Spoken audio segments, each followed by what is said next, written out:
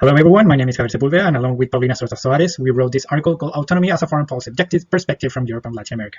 We're very happy to present you this article, and we hope you enjoy it. Today, we're facing times of liquidity, fragmentation, and multiple simultaneous changes. In consequence, how does the field of international relations approach this? Various authors have indicated that the international environment can be described mostly by a complex interdependent scenario. As such, we would like to emphasize the definition that Barber gives to it as the interpenetration of societies that derives from the flows of goods, services, capital, ideas, and people, associating societies with others in a multitude of dimensions in the economic, the human, the scientific, and the intellectual aspect. We have to think this as an international web in which all actors are related.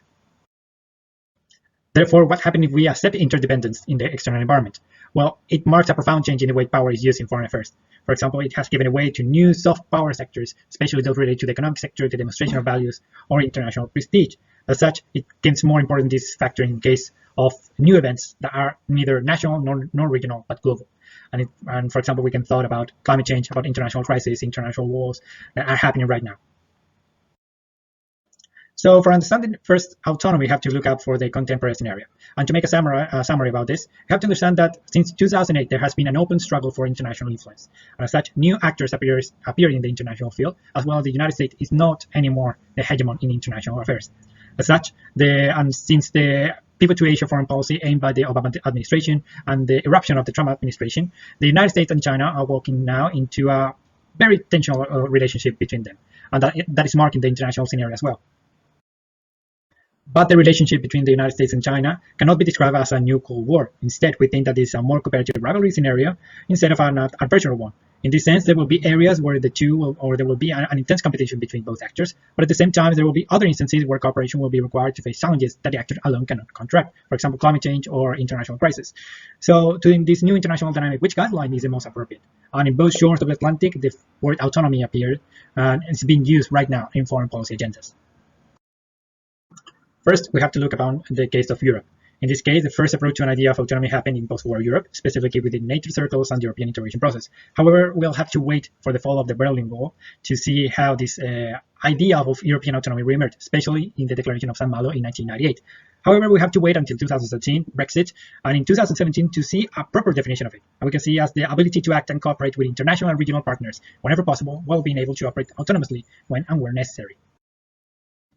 And in consequence, this European autonomy, also called a strategic autonomy, is trying to respond to new challenges that are not previously related to geopolitics, and there has been several progress in several areas. For example, in the economy, by strengthening the euro as an international currency and element of economic sovereignty, by also having a strong look towards the technological, competitive, and productive capacity of the EU, and also to create a common defense culture as well as an own European identity in the face of new threats. In consequence, there has been several progress. However, there has been not a lot of consensus between the European partners how strategic autonomy should continue, especially in face of the Russian aggression against Ukraine. The big question is if we do find the same in Latin America, and the answer is yes. We can find some threats or some ideas of autonomy in Latin America, especially from the 1960s.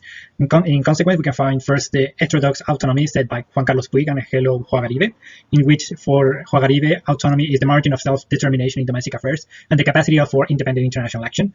Meanwhile, Puig said that it relates the idea of autonomy to the interference of elites in the political role. More after, the author Escudé reformulated the concept of autonomy under the idea of peripheral realism, in which it says that autonomy should be conceived through an in-depth analysis of the costs and benefits that a certain actor has in his decisions. Also, after the arrival of the new century, Tocqueville and Russell proposed their own idea based on relational autonomy, making focus on the relations of the actors and not only the margin of action. And in that consequence, they understood autonomy as the capacity and willingness of a country to make decisions with others of its own free will and to jointly deal with situations and processes occurring within and outside borders. Also, and in a less margin or less importance, happening in Brazil, specifically in Brazil, under the ideas of Vigevani and Cepaluni, the ideas of autonomies with adjectives. And finally, a new idea has been approaching with the current international situation under Actis and Malacalza with their notion of liquid autonomy, looking up for how to take opportunity to mitigate the impacts and to recognize the fragility of the global and regional scenarios. After hearing all these definitions, can we find or can we create a new concept of autonomy for Latin America? And the thing is, yes. The thing is that we can combine some ideas from Europe and some regional ideas that existed back then in Latin America, and we can create one as, for example, the one that we propose. There is the ability and willingness to act, cooperate, and relate to other international and regional actors voluntarily, whenever possible, to expand the spaces of our action and the areas related to them by opportunity taking, or to maintain them through resilience or the mitigation of external shocks. Consequently, autonomy should not be related to concepts such as autarky or isolationism, that they have their different ideas, different bases, and different consequences. But the thing is also what an autonomy foreign policy should be. And the thing is that for both Latin America and for Europe, we thought that there should be the deployment of entrepreneurial diplomacy and active diplomacy by the different actors under a whole of government sense. And in consequence, the role of the foreign offices or the Ministry of Foreign Affairs is extremely important to connect the internal factors with external ones. And also we think that they also implies an association on diversification of ties with strategic partners. And here the relations between Europe and Latin America are extremely important. We share a common history, a common language, but also a common senses and common interest for a really fragile international scenario.